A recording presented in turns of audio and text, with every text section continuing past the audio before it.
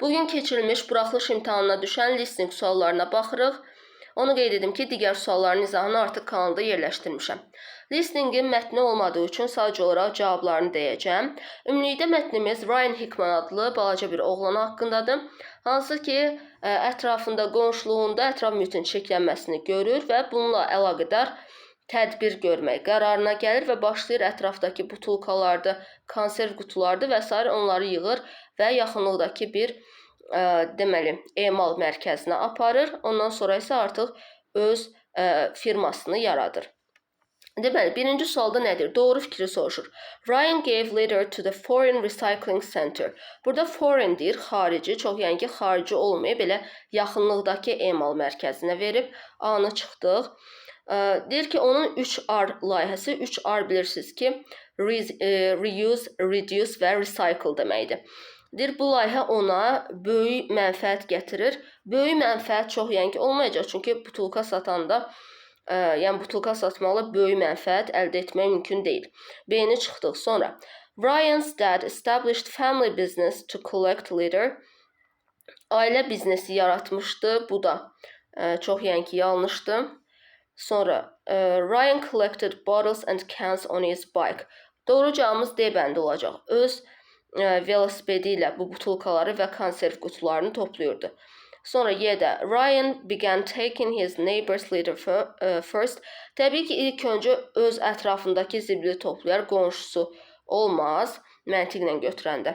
Deməli, Y-də yanlışdır. Sonra, Ryan Hickman became aware of littering at the age of 7. Deyir, 7 yaşında zibillənmədən xəbərdar olmuşdu. 7 yaşında değildi, çünki 7 yaşında artıq öz biznesini qurmuşdu, firmasını qurmuşdu. Doğru cavabımız D bəndidir. Sonra, took his family's litter to the recycling center alone. Tək apara bilməzdi 7 yaşlı uşaq. Təbii ki, atası ilə, ailəsi ilə gedib. B-ni çıxdıq. Failed to contribute to a better world. Fail nədir? Uğursuz olub. Yəni, dünyanın yaxşılaşmasına töhfə verməkdə uğursuz olub. Yanlışdı, uğurlu olub. Was unable to earn any money for his effort. Bu səyinə görə heç bir pul qazanmayıb. Təbii ki, pul qazanıb, amma elə də böyük pul qazanmayıb. Yəni, huge profit deyil. Amma müəyyən qədər pul qazanıb.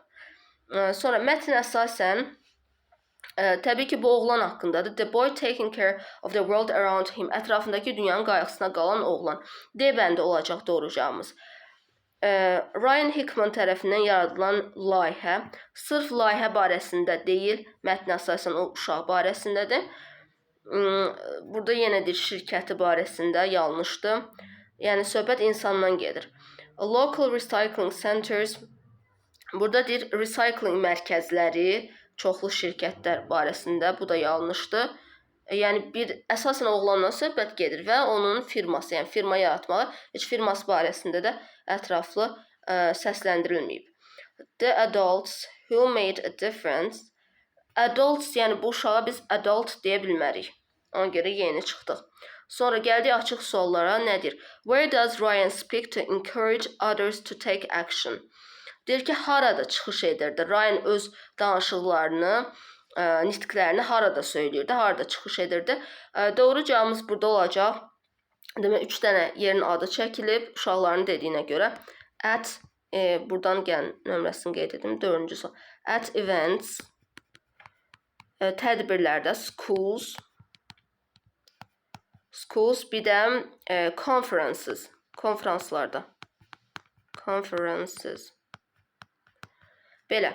Sonra 5-ci sualda nədir?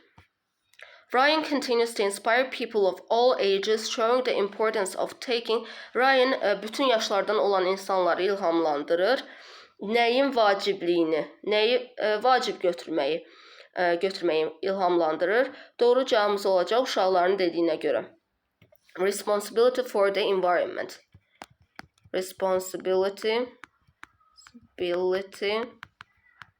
for the environment. Aha.